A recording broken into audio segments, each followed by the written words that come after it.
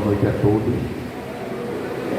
Que a paz do Divino Mestre Jesus esteja sempre conosco, a nos auxiliar. A irmã estava fazendo aquela leitura do livro, eu estava imaginando a última vez que eu vi todo mundo de máscara. A gente estava bem, na hora que estava liberando os centros novamente, né? E graças a Deus hoje a gente já pode estar aqui, cada um utilizando, quem ainda não se sente seguro, né? Mas a grande maioria, graças a Deus, nós já estamos sempre. Hoje vamos falar de um item bem interessante, que é a cólera, né? O ódio, a raiva. E aí, quem já me ouviu falar, a gente vai trazer algumas reflexões para a nossa vida, para o nosso cotidiano, para o nosso trabalho, né? Como se manter sem essa raiva, sem essa cólera, o que Jesus trazia para a gente, o que o Espiritismo fala, né? E aí Chico fala muito, de volta também fala, né? Lá da água. E quando você ficar com muita raiva, coloca água na boca, né? Para não falar muita besteira, conta de 1 até 1000, se der 1000, conta até 2000, para a gente se policiar com essa cólera. E o interessante desse capítulo é que o capítulo principal intitulado é o Bem-aventurados os brandos e pacíficos, né? Aqui na passagem a gente vai ver que a espiritualidade vai nos comparar aos brutos, à era da primitividade, olha aí, em pleno século XXI, né? E aí, infelizmente, ainda nós assistimos brutalidade, né? De ser humanos contra ser humanos, infelizmente. Mas levando o pressuposto que estamos no mundo de prova e expiação, sendo provados, sendo espiados, né? Melhorando, porque como nosso irmão falou ali na prece, nós estamos ainda evoluindo, crescendo, aprendendo a cada dia um com os outros. Fica aqui que tá bom, né? O pessoal também está em casa aí acompanhando o trabalho. Vê como é importante esse capítulo, e a espiritualidade dividiu em dois espíritos para trazer a mensagem para a gente. O primeiro é o espírito protetor e o segundo é um espírito lá de Bordel, de 1863. Ele divide essa passagem em duas partes, porque ela é muito importante para todos nós. E o interessante é que ele começa a mensagem falando sobre o orgulho. Ele diz o seguinte: o orgulho vos induz a julgar que sois mais do que os outros. E aí quando eu vou lá no livro dos Espíritos, e aí Kardec pergunta, né, qual é o maior entrave para o progresso do homem, do espírito encarnado? E aí a espiritualidade diz que é o orgulho, porque o orgulho ele é a raiz de todos os males. Pelo orgulho eu mato, eu tiro, eu machuco, eu tiro o emprego de um colega. E aí ele começa falando sobre esse orgulho. E aí quando a gente vai no Evangelho também, vai ter um capítulo intitulado O Duelo. Vê que interessante. Mais na frente aqui ele vai falar que muitas vezes você fica enraivecido, colerizado, por causa do seu orgulho ferido. Porque eu me sinto magoado, não quero ficar por baixo, e aí eu vou agredir verbalmente, agredir fisicamente o meu irmão. E aí nesse capítulo que eu estou falando a vocês, que é o duelo, o mais interessante de tudo é que a espiritualidade diz que aquele que mata é assassino e aquele que morre é um suicida. Não existem vencedores no duelo. O único vencedor, que é aquele que mata para a gente materialmente, é porque ele venceu pensando que o orgulho dele foi exaltado lá em cima. Eu vou trazer um exemplo de orgulho meu. Na época eu trabalhava numa grande rede de supermercado, eu trabalhava à noite. E aí eu saí atrasado, como sempre, né? Apressado, atrasado. E aí eu peguei o ônibus. Quando chegou na integração da Macaxeira, o ônibus que eu ia pegar estava saindo, era o Parnamirim e Macaxeira. E aí, orgulhoso, né? Bruto, como eu sou, eu fui lá, saí correndo e comecei a dar um esmurro na lateral do ônibus, para o motorista parar. Aí, pá. Ele parou, todo mundo olhou para mim, mas o meu ego lá em cima, né? Aí ele parou, peguei o ônibus. Quem conhece ali, o ônibus sai da Macaxeira, pega dia 7 de agosto para pegar Picucos. Quando chega em frente à Lagoa de Picucos, os cidadãos, né, vítimas da sociedade, se levantaram e roubaram o ônibus e levaram tudo que eu tinha. Se eu tivesse ficado na minha, esperado o outro, né, não tinha sido roubado. Então, muitas vezes, nós nos utilizando desse orgulho, nos prejudicamos lá na frente. E o meu não demorou muito não, né? Diz que você planta agora e colhe, mas a minha foi ligeira, não deu nem uma hora, foi rápido demais, foi alguns minutos. Então a gente tem que começar a refletir e pensar, né? Chico, Divaldo, ele sempre disse: comece a ver coisas boas, leia livros bons, pense coisas boas, porque você atrai coisas boas. Eu vou dar um exemplo meu também, tá? Não estou falando de ninguém aqui. Que Léo não é essa limpezinha toda não. Fala baixo aqui, mas lá fora Léo se mostra quem verdadeiramente ele é. Existem programas aí meio-dia, na hora do almoço, que falam das misérias, das desgraças humanas, né? E aí, o exemplo é meu, tá? Quem não presta Léo. Quando eu começo a ter aquele programa, aí começa lá: fulaninho assassinou uma criança, machucou um velhinho. Léo começa a ter raiva daquele agressor. E começo na minha mente a pensar coisas ruins para aquela criatura, criando ódio dentro de mim. E se eu pudesse ficar frente a frente com aquela criatura, eu já estou pensando isso, né? Se eu tivesse um pau aqui, eu quebrava a cabeça dele, não sei o que lá, tá. Léo não é assim? É. Então começa a trazer o ódio para dentro da minha casa. E juntamente com esse ódio, quem é que vem junto dele? Obsessor, né? Que muitas vezes ele vem aqui dar trabalho a minha irmã nas reuniões mediúnicas aí. Mas rapaz, eu estou sendo perturbado pelo obsessor. Mas será que é o obsessor que chegou por nada ou eu que atraí o obsessor? Porque ninguém é mau. Ele está mal. Ele chegou perto de Léo porque Léo é da mesma categoria que ele. Aquilo do pensar ou ver aquilo que é bom. E aí dentro da casa, quando acontece isso, sabe quem sofre? Crianças. Pesadelo de noite, não consegue dormir, porque ele ainda está mais do lado espiritual do que no planeta, encarnar a Terra. Então, como evitar esse ódio? Não é? O que eu posso fazer dentro da minha casa para evitar esse ódio? A hora de vigiar, já vi gente pediu lá atrás. E se assistir esse programa, ore pela vítima e ore por aquele que praticou. Porque depois que eu adentrei a doutrina, né, fazem só 8 anos que eu estudo, né? Eu vivi a vida toda na doutrina, que minha mãe sempre foi espírita, mas estudando de 8 anos para cá. Eu aprendi que não existe vítima. A vítima de hoje foi o algoz de ontem. E vice-versa. E aí o que é que eu posso fazer? Orar pelos dois.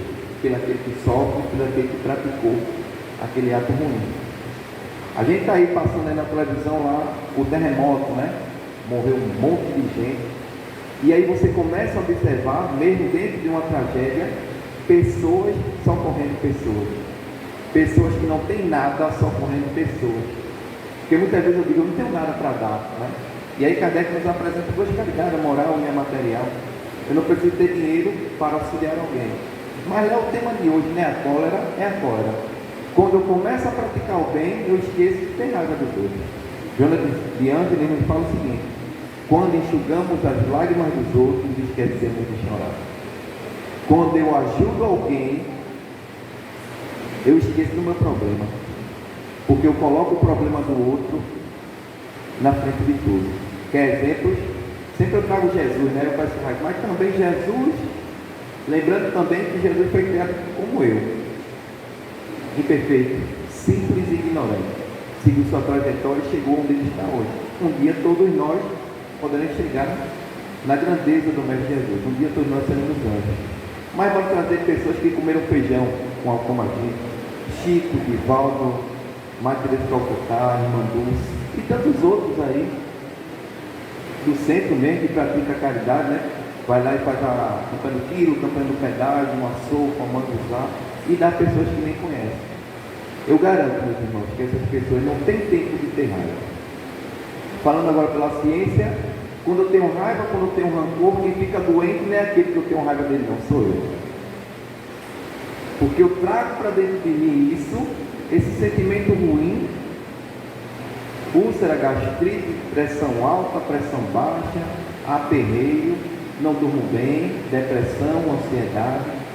Então, quando eu tenho raiva de alguém, é melhor que você ore por ela. É aquele orar pelo inimigo, né? Mas não plante a raiva dentro de você, não, porque quem fica doente é você, sou eu. É fácil, Léo? Não. É impossível, Léo? Também não. Estamos dentro de uma escola, né? O centro espírita é uma escola, é um hospital.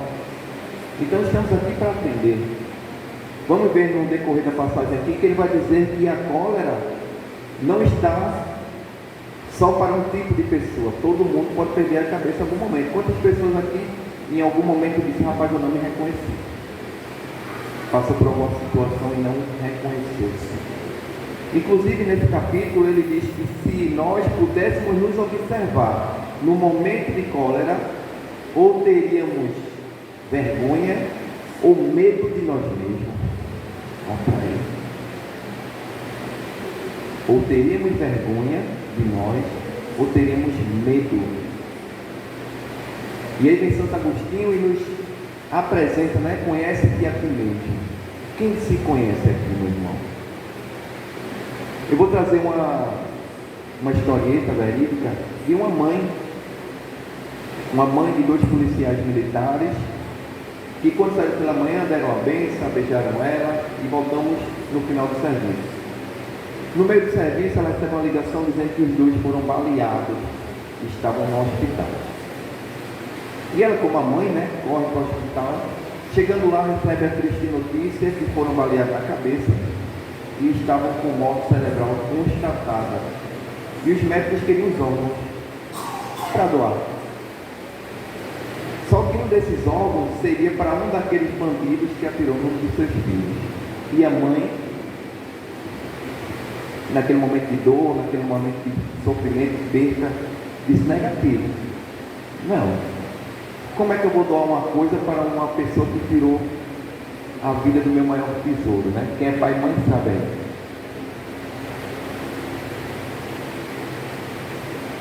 Não vai dar. E aí os médicos deram água, tentando acalmá-la. E aí tem um tempo, né, de você tirar o órgão para doar. Reflita um pouquinho e daqui a pouco a gente está voltando. E os médicos fazendo seu papel, né? Porque eles fizeram um juramento de salvar a vida, independente de ser bom ou mal. E naquele momento de confusão chega um outro irmão daqueles 2, cristão, conversa com sua mãe, ela expressa lá os seus sentimentos, dizendo que não ia dar, e ele faz uma simples pergunta: mãe, o que Jesus faria no seu lugar? Colocando aquela mãe a refletir. É fácil, Léo? Não. Será que eu doaria o órgão? Não sei.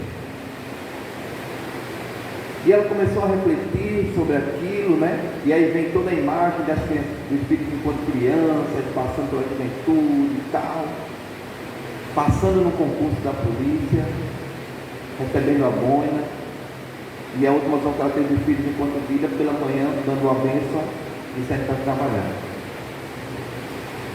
E aí ela manda chamar os médicos e assina, liberando os órgãos para aquele que tirou a vida do seu filho.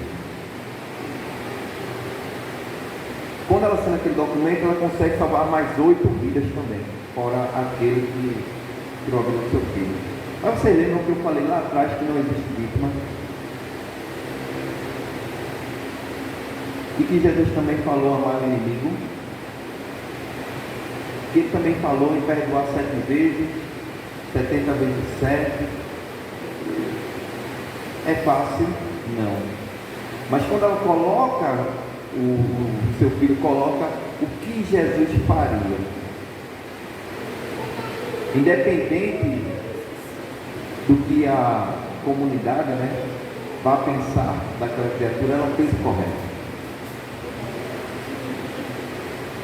Então uma criatura dessa teve assim, o seu momento de fúria, de raiva, né? Porque aquele tirou a sua vida. Mas quando ela começa a repensar, a refletir, aqui ele fala também dentro da mensagem, que a cólera tira a razão do homem. Quantas vezes a gente, numa reportagem, né? A pessoa perde a cabeça e tal, e pela manhã a reportagem vai lá fazer uma pergunta a ele: por que fizesse aquilo, meu irmão? Sei não, sai de mim. Eu fui movido pelaquela raiva, pelaquele ódio. Você perde o controle. E pela manhã garanto que está arrependido. Porque muitas vezes ele perde toda a sua vida por um segundo de reflexão. E aí ele continua aqui falando. Desconsiderar, ao contrário, tão acima do vosso irmão, quer em espírito, quer em posição social, quer mesmo em vantagem pessoal, que o menor paralelo vos irrita e aborrece. Pesquisai a origem desse acesso de demência passageira, que vos assemelha aos brutos, fazendo-vos perder o sangue frio, a razão. Pesquisai e quase sempre deparareis com o orgulho ferido, que é o que vos faz coléricos. Um momento de reflexão. E Kardec a todo momento nos pede, né? Observe as coisas com a razão, né? Eu escutava muito isso de um gerente meu, lá atrás. Ele dizia, né? Você age muito por emoção. Utilize a razão. Quando acontecer algo que você vai perder o trino, pare, reflita as consequências e aí prossiga. E aí, infelizmente, a gente só vai começar a fazer isso quando vai chegando a certa idade, né? Eu tenho 41 anos. Semana passada eu estava falando com um colega meu, eu disse, meu amigo, se eu tivesse a cabeça que tenho hoje, não tinha passado por tanta coisa que passei lá atrás. Por falta de maturidade, falta de conhecimento, pensando que era o bambambam da coisa, porque para os jovens está tudo bom, né? Menos conceito dos pais e das mães. Minha mãe é uma chata, menina. Tá bem que não vai ter nada, ir para a praça ali, brincar, um carnaval, sei lá. 2 minutinhos que eu vou ficar ali, não é muito chato. Mas não sabe ele que sua mãe já tem uma bagagem de vida, né? De conhecimento das coisas. E a mãe e o pai, quando falam, só quer o melhor para os filhos. E aí ele continua aqui, ó. O colérico, o mais poderado dos conselhos, tá vendo? Vai repelir os mais ponderados conselhos, se não é um orgulho ferido por uma contradição, até mesmo a impaciência que se originam da contrariedade, muitas vezes coerente. O interessante é que Kardec também pergunta aos Espíritos, no livro dos Espíritos, porque lá ele coloca, né? Como eu posso repelir todo o mal? Como eu posso melhorar? Como eu posso seguir na retidão?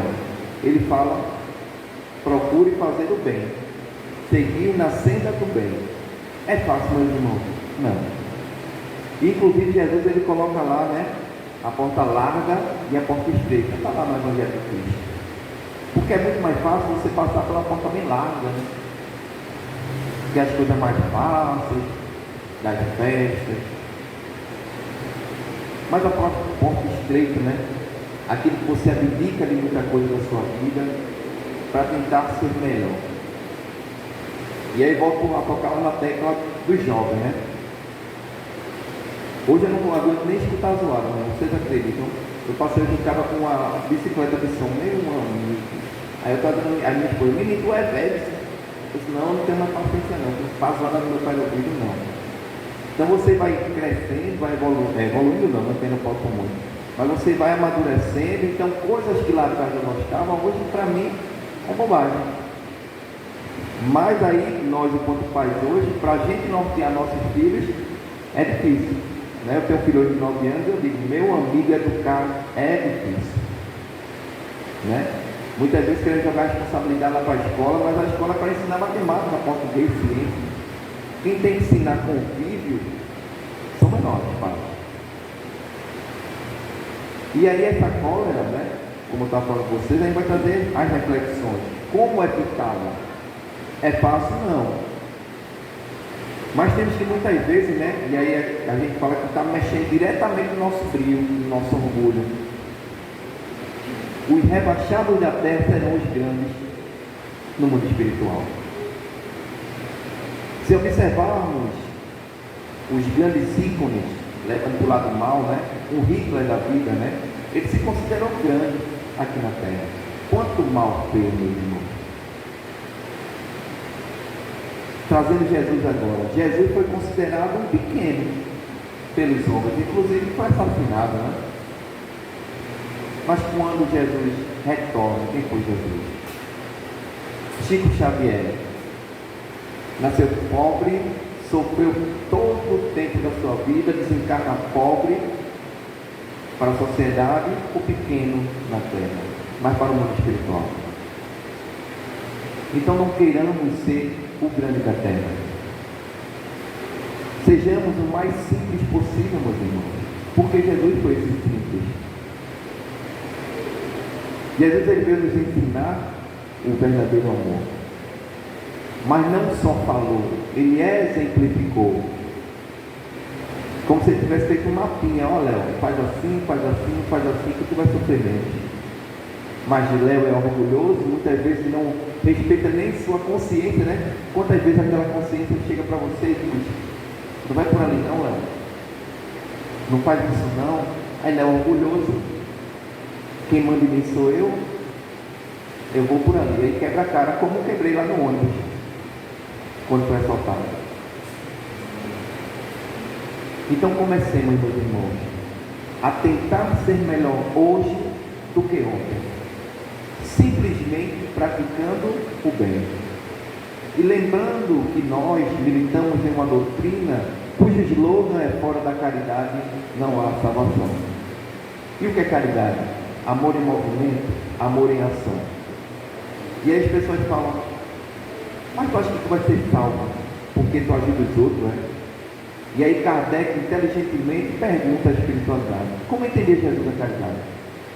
Benevolência para com todos, indulgência em imperfeições alheias e perdão das ofensas. Benevolência, ser bom indistintivamente, ser indulgente, perdoar e deixar ser perdoado. Hoje nós perdoamos da seguinte forma: eu estou aqui dentro do capítulo ainda, a cólera. Eu estou com tanta raiva daquela criatura, porque ela me fez um mal, que eu digo que é imperdoável, mas aquela criatura se arrepende e me pedir perdão. E aí, sabe o que eu digo a ela? Quem perdoa é Deus. Eu não te perdoo não. Quem perdoa é Deus. E aí eu sempre digo isso, né? Deus não perdoa ninguém. Porque só quem perdoa é quem se sente ofendido, quem se sente magoado. E Deus ele é soberanamente bom e justo. Inclusive, nos dá uma nova oportunidade, chamada reencarnação. Aquele nosso irmão Lázaro, né, que matou um monte de gente, depois foi assassinado. Vai voltar novamente, vai ter uma nova oportunidade de fazer um novo recomeço. Mas aí está na mão dele ser bom ou não. Então cai por terra, né, quando falamos: pau que nasce torto, morre torto. Não, meu irmão. Todo mundo tem jeito. Todo mundo deveria ter uma nova oportunidade. O problema de nossa sociedade hoje é que não damos a mão àquele que errou em algum momento da vida. Aí eu trago Jesus para a nossa conversa, lá naquela passagem da mulher adúltera. Nós hoje, meus irmãos, julgamos, condenamos e até matamos mentalmente as pessoas, por condição social, por cor, por opção sexual. E aí vem Jesus, né, há mais de 2000 anos, trazer um exemplo que serve hoje para nós. Ele passando, né, e um doutor, daquele doutor da lei, pergunta: mas essa mulher foi pega em adultério. A lei mosaica me diz que ela tem que morrer por apedrejamento. E todo mundo que estava ao redor daquela criatura estava com raiva, com ódio dela. A situação da gente na frente da televisão hoje, assistindo aquele repórter, julgando aquele que matou, julgando aquele que roubou. E ele diz: a lei mosaica diz que eu tenho que morrer por apedrejamento, o que diz tu? E aí Jesus diz, né, aquela clássica frase: atira a primeira pedra quem não tiver pecado, colocando os homens que estavam ali ao redor a refletir. E aí eu me coloco lá naquela situação, enquanto aquele homem com a pedra na mão, e na minha mente pensando: eita, certa feita eu fiz tal coisa com a fulana e ele não me condenou, fiz tal coisa errada e também não fui julgado, fiz isso, fiz aquilo. E aí na literatura diz que os homens soltaram aquelas pedras, primeiro saíram os mais velhos, depois os mais novos, e ficou Jesus e a mulher.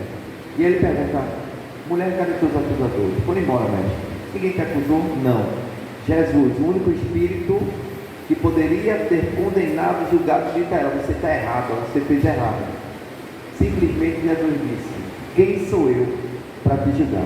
Vai e não peques mais. Jesus. E como falei, nós hoje julgamos, condenamos e muitas vezes matamos as pessoas mentalmente. Isso é ódio, meu irmão, dentro do coração. Deveríamos amar uns aos outros, seguindo o maior e primeiro mandamento: amar a Deus sobre todas as coisas e ao próximo como a si mesmo. Se eu começasse a olhar meu irmão como próximo, eu nunca o machucaria, nunca deixaria ter sede, ter fome, porque eu não queria passar por isso. Quando nós nos colocamos no lugar daquele que hoje se encontra no chão, exemplo, nós vamos ser bons para ele. Outro exemplo de Léo. Por isso que eu digo que Léo nessa minha empresinha toda, vai aprendendo. Eu tinha que todo dia levar a bolsa do meu filho quando ele era novinho para casa da minha mãe, porque ele trabalhava eu e minha esposa. E era uma segunda-feira pela manhã. E aí quando eu estava saindo do trabalho de moto, eu vi um pessoal olhando alguém caído no chão. Qual foi o primeiro pensamento de Léo? Bebeu a noite toda, está lá no chão. Eu vou trabalhar. Mas só que no sábado, é o dia do trabalho lá do centro, a gente tem falado de caridade. E aí a consciência de Léo, na mesma hora, alerta: tu não diz que é espírita? O que é que tu aprendeu sábado? Volta. E aí Léo volta envergonhado, né? Cheguei lá, não era um bêbado, era uma moça que tinha batido no cachorro de moto que estava lá acidentada. E aí ele liga para o SAMU e tal, sei lá, a família dela veio e eu fui trabalhar. Léo, porque Léo fez aquilo, Léo é bom? Não. Obrigação de nós enquanto cristãos. É minha obrigação auxiliar meu irmão. E aí, inclusive os animais, tá, gente? O nosso próximo é todo aquele que vive no planeta, animal, planta. Porque para o orgulhoso, o próximo dele é minha esposa, meu filho, meu pai, minha mãe. Depois eu começo a pensar no vizinho. Mas o próximo é todo aquele que está ao nosso derredor.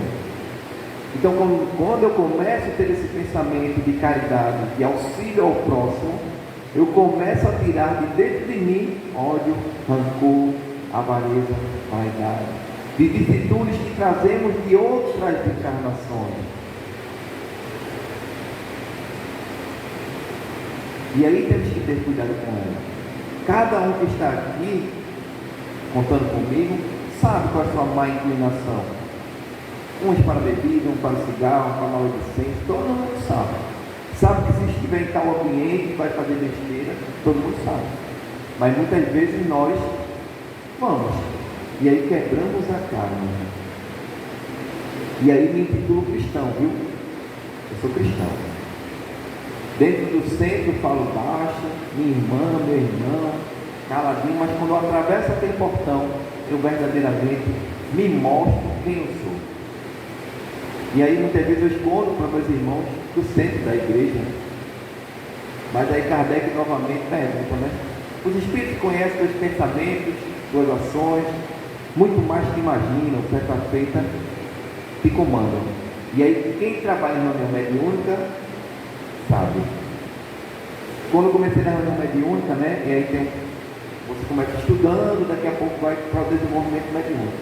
E lá, meu irmão, chega um irmão e você vai ter que doutrinar, e ele faz logo assim: e quem é tu, Léo? Tu faz isso, tu faz isso, tu faz isso. Quem é tu para... E na época era doutrinador, né? Hoje é dialogador, porque ninguém doutrina ninguém. A diferença dele para mim é que ele está sem corpo físico. E ele diz assim mesmo: quem é tu para mandar o melhorar, para mandar fazer? Se tu faz isso. E não mente não, meu irmão. É verdade. Nós só escondemos para nós mesmos. Pensa que esconde. E aí Paulo, nossa irmã também citou em uma passagem no princípio de Paulo. Paulo dizia: todo bem que eu quero fazer eu não consigo, mas todo mal que eu não quero eu faço. Somos nós, meus irmãos. Lutamos todos os dias para não errar, mas erramos. E aí jogamos a culpa para alguém, sabe? Não, eu sou assim por causa do meu chefe, por causa da minha mãe, por causa do meu pai, aquele vizinho chato. Mas na grande maioria das vezes o problema é Léo, não é ninguém não. É porque nós somos muito, nos consideramos vítimas, né? De tudo. Nunca a culpa é minha, sempre é do outro. Né? Quantas vezes eu estava aí sentado com vocês, e aí a pessoa que estava aqui à frente começava a falar, e eu dizia, rapaz, quem era para estar aqui era muito, minha esposa, escutando isso. Mas não, quem era para estar ali era Léo escutando aquilo. Veja que até o erro seu, você terceiriza para o outro. Joga para o outro, toma aí, segura aí. Quando o problema é seu, se eu não quero que alguém fale alto da minha família, eu tenho que falar baixo para essa criatura. Né? Porque acabou aquele faço o que eu digo, não faço o que eu faço. Acabou. Escutei muito isso na casa. Hoje é pelo exemplo, meu irmão. Se eu não quero que meu filho beba, eu não bebo. Se eu não quero que ele fume, eu não fumo. Se eu não quero que ele seja violento, eu tenho que mostrar a ele a paz. Eu tenho que mostrar a ele que aquela criatura que escolheu uma sexualidade diferente da minha é meu irmão como eu. Aquele de uma cor diferente é meu irmão também. E aí eu acho muito bonito que todo dia eu levo meu filho para a escola. Né? Então lá na sala dele ele tem pessoas com síndrome de Down, autista, tudo junto e misturado. E ali é o verdadeiro amor. É um amor que não quer nada em troca, todo mundo é amigo, um do outro. Quando o Caio levanta, eu acho bonito o autista, né? E aí quando ele chega, a gente já bota ele num lugarzinho sentadinho, que ele chora muito, fica lá, cara, fia, não sei o que, nossa, meu Deus do céu. E aí quando ele vai lá para Jesus, quando ele diz, vinde a minhas criancinhas, ele não está dizendo que nem essas crianças não. Mas quando ele disse ali, vinde a minha sinceridade de uma criança. Porque ela não tem preconceito. Se uma criança tiver preconceito, geralmente é os pais que conversam muito dentro de casa sobre coisas preconceituosas, e ela vai escutando ali, e ela simplesmente é um papagaio, como dizia minha avó. Ela reflete aquilo que ela aprendeu em casa. Mas ela está falando de reencarnacionismo. Vai ter criança que vai vir, vai. E aí é onde entra o pai responsável para moldar aquela criatura. Eu estou falando aqui para pessoas que têm idade de ser minha avó, minha mãe, né? Mas a gente vai aprendendo com o decorrer da vida. E aí quando nasce uma criança, nasce um pai, nasce uma mãe, você começa a observar a vida de outro ângulo, uma outra visão. O amor é diferente. E aí eu entendo o amor de Deus para nós, que é o meu para o meu filho. Eu daria a vida por ele hoje. Se dissesse, olha, ele vai ter que morrer, mas para ele ficar vivo, tu perde a tua vida, eu perco, irmão. É um amor diferente. E é esse amor que Cristo trouxe para todos nós, para que nós amássemos o próximo como a nós mesmos.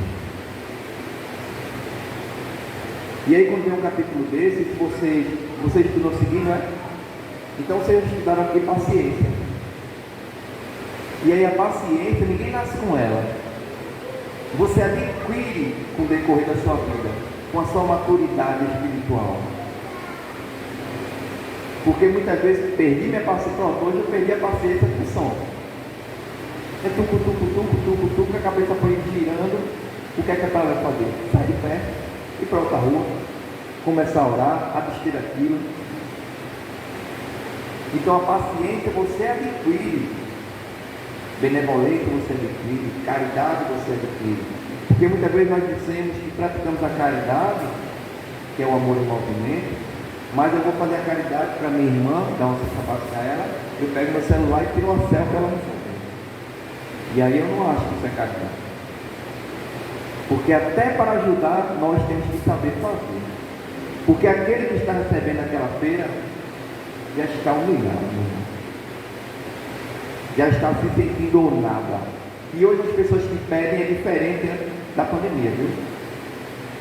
Antes da pandemia eram pessoas que não tinham nada, já viviam naquilo. Hoje não. Hoje são pessoas que perderam o emprego, não estão se conseguindo se colocar novamente no mercado de trabalho, não tem coragem de roubar e vai pedir. Então, quando for ajudar alguém, siga o que Jesus pediu. Dê com a mão para que a outra não veja. Não humilhe mais quem já está humilhado. Se coloque no lugar daquele. Perdi meu emprego, meu filho está pedindo um pão, não tem. Queria ser ajudado, mas que a pessoa me ajudasse de uma forma que os outros não vissem. Que não me humilhasse mais do que já estou humilhado. Quantas pessoas, meus irmãos, tiraram sua própria vida por não suportar essa humilhação. E aquele que humilhou é qual autor da morte daquele.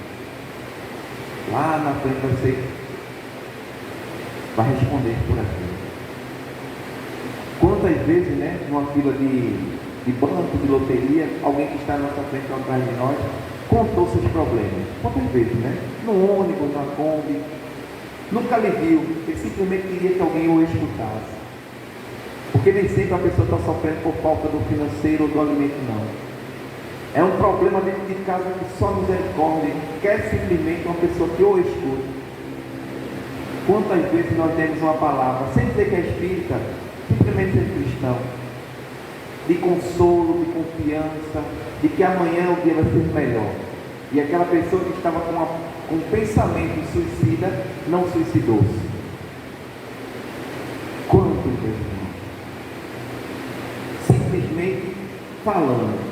Não gastou um centavo, simplesmente falou ou só escutou, Trabalho bem feito nas casas espíritas por nossos irmãos que fazem o atendimento fraterno, que não critica, que não diz o que tem que fazer, simplesmente escuta, passa para a espiritualidade e aí vem o tratamento posital e aquela pessoa vai melhorando, porque muitas vezes a pessoa está só no meio de uma multidão. Quantas vezes, chegamos numa integração aí, o problema está tão grande, arrodeado de gente, mas você está se sentindo só. E aí o que é que nós, que meditamos essa doutrina, que conhecemos esse Cristo, esse Deus maravilhoso, podemos fazer nesse momento, enquanto essa pessoa está se sentindo só? É levar o pensamento ao alto e pedir a Deus, a espiritualidade, seu mentor, seu anjo guardião, que o auxilie. E aí lá em Mateus, se eu não me engano, tem uma passagem que diz assim: vinde a mim todos vós que estão cansados e sobrecarregados, pois eu vos aliviarei, pois meu jugo é leve e meu fardo é suave. Em nenhum momento Jesus ali está dizendo que vai tirar meu fardo, minha cruz, minhas costas. Simplesmente ele está dizendo: Léo, vai sofrendo, passarei contigo. Olha para ele. Então nunca, meus irmãos, estamos sós. É fácil? Não. Eu passei por crise de ansiedade, princípios da pandemia e crise de pânico. Para vocês terem ideia, eu tinha medo do medo. Eu tinha medo de tomar banho para não me afogar. Veja como é que minha cabeça estava. Não conseguia fazer um Pai Nosso.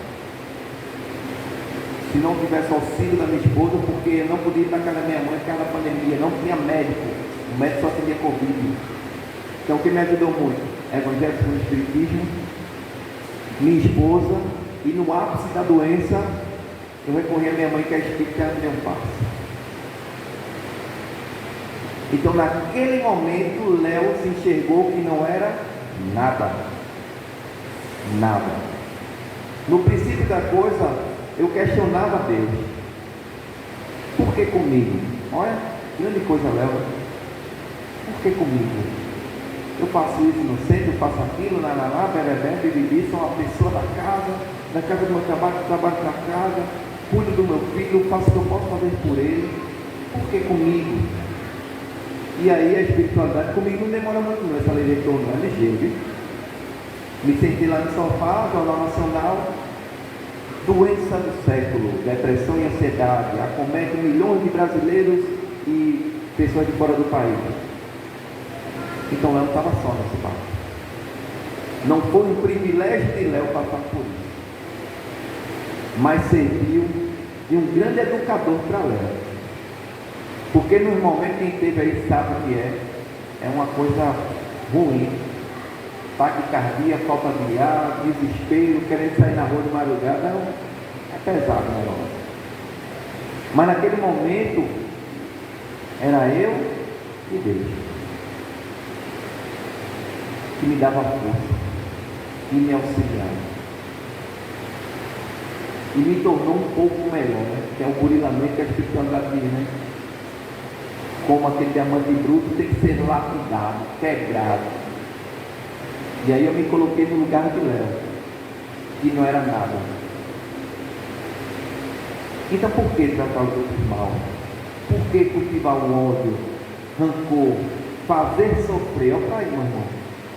Sabendo que tudo que eu faço, Léo, volta ligeiro, né? Mas para alguns é em outra encarnação. Então tudo que eu plantar hoje, colherei, meu irmão. Se eu plantar feijão, colho feijão. Se eu plantar desamor, o que é que eu colherei lá na frente? E depois eu estou sentado reclamando. Deus me abandonou, porque eu sofro, igual aquela hiena, né? Quem tem minha idade para cima aí, vai lembrar com a hienazinha, é uma raposa. Ó vida, ó azar, ó não sei de quê. Reclamando, meus irmãos. Quando faz sol, ela reclama. Quando chove, ela reclama. Quando está nublado, ela reclama. Quando está quente, ela reclama. Quando está frio, ela reclama. Eu imagino a espiritualidade. Que danado eu quero. E aí, outro exemplo meu. Reclamar porque não tem emprego, conseguiu um emprego. Reclamar porque ganhava pouco, fui promovido. Reclamar porque eu queria ganhar mais, fui demitido. Voltei ao zero de novo. Aí comecei a dar valor a um salário mínimo que eu tinha. Minha avó dizia, né? Vocês só dão valor quando perdem, né? E é verdade, irmão. Quando nós acordamos pela manhã, reclamando porque eu vou trabalhar no sol, na chuva ou no nublado, pessoas estão acordando naquele mesmo horário para procurar um emprego e escutando seu filho sem orar, querendo um copo de leite. Se coloquem no lugar do outro. Meu Deus, eu não posso reclamar. Ganhando muito ou pouco, no final do mês eu tenho minha feira, pago minhas contas. E nesse mesmo momento, pessoas não têm nada. Nada. O que é que podem fazer por essas pessoas que não têm nada? Se puder financeiramente ajudar, ajude. Mas se não, faça uma prece, meu irmão. Bezerra de Menezes, ele foi presidente da Federação Brasileira do Espiritismo uma época. E as pessoas, sabendo que ele ajudava, né? Sempre ia lá pedir. Quem assistiu aí o filme, leu o livro, ele doou até o anel dele para ajudar uma criatura lá. E aí, descendo, um cidadão chega para ele e diz: meu irmão, eu vim te pedir uma ajuda, porque eu sei que você tem. Ele era considerado médico dos pobres, né? Você sempre ajuda as pessoas que estão. Só que naquele momento, Bezerra de Menezes, ele não tinha R$1 no bolso. Eu estou fazendo real para a gente entender. E aí, Bezerra de Menezes eleva o pensamento, os olhos marejam por não ter a condição de ajudar aquela criatura. E o rapaz diz: neste momento estão meus 2 filhos e minha esposa em casa, não tem nada. E aí Bezerra de Menezes eleva o pensamento ao alto e pede o auxílio ao alto. Como proceder com a situação da terra? E vem a intuição. Ele dá um abraço naquela criatura e cochicha no seu ouvido: vá para casa, coloca uma garrafa com água, sirva um copo a cada um daqueles seus familiares e eles dormirão saciados essa noite. O homem foi para casa e isso fez. Deu um copo de água a cada um daqueles e eles dormiram saciados. Anos depois, encontra Bezerra de Menezes nessa mesma escadaria, bem arrumado, de paletó. Doutor Bezerra, pois não, meu filho, lembra de mim? Ele disse: não. E contou a história, né? Então, muitas vezes, meus irmãos, um abraço, um olhar para a terra, podemos ajudar as pessoas. Mas Léo, a gente está falando de cólera, né? Mas quem pratica isso tem cólera no coração, meu irmão? Tem ódio, tem rancor. Não vamos nos apegar à cólera, ao ódio, não. Vamos nos apegar o que eu faço para não ter isso dentro de mim, para não trazer isso para dentro de mim, para não influenciar pessoas com isso. Porque nós, meus irmãos, somos influenciadores de pessoas.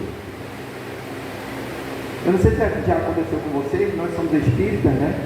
E aí, por causa de nossa conversa, quando a gente chega em algum ambiente, Pai do Senhor, meu irmão, e eu dou a paz, porque Jesus já disse: quando alguém tem saudade da paz e não ser retribuída, bate até o pó das tuas alpargatas. É paz do Senhor, porque só dá a paz quem tem paz.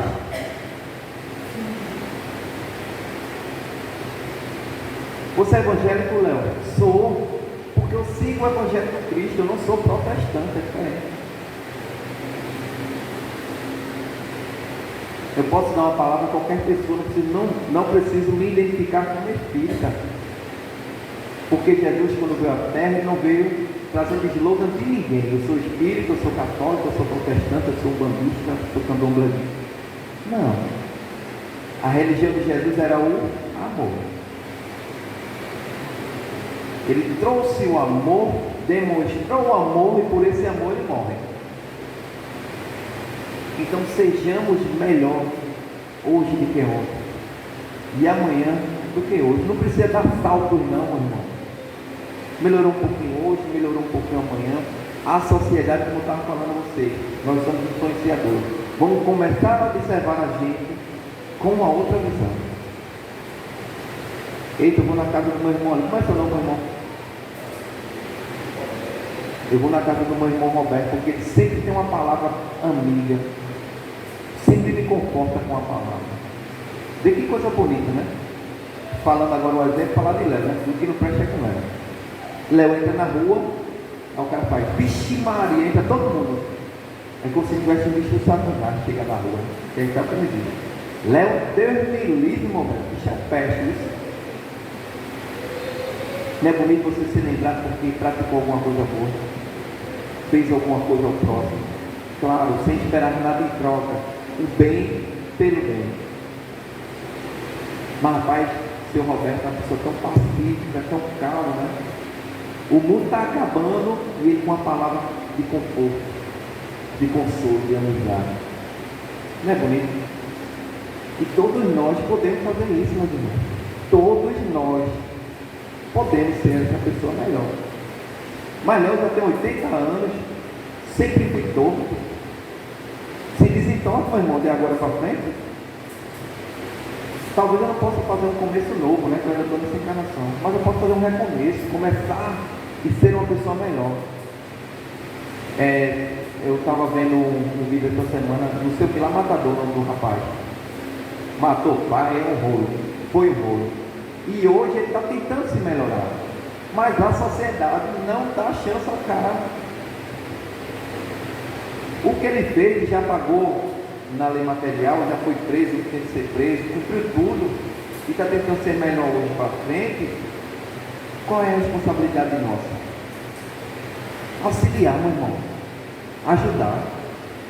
Bom, eu não quero não, porque ele... Ore por ele então. Faça uma prece por ele.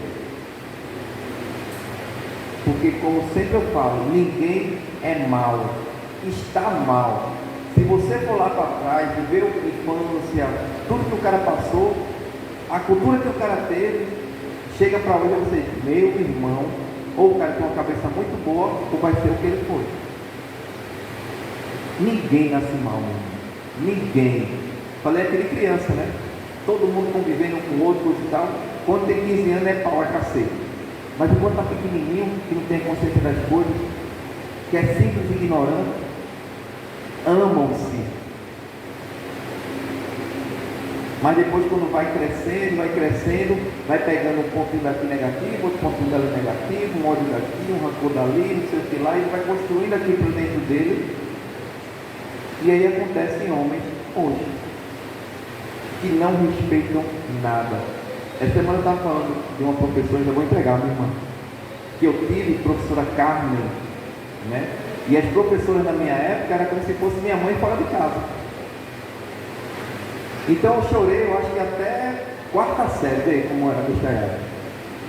Minha mãe me deixava na escola tão choro, não aperreio nada. Então essa professora Carmen, eu lanchava dentro da secretaria com ela, eu sentava do lado da cadeira do birô dela com ela. Ela sempre me protegeu dentro da escola. Ela foi minha mãe dentro da escola. O que é que acontece hoje?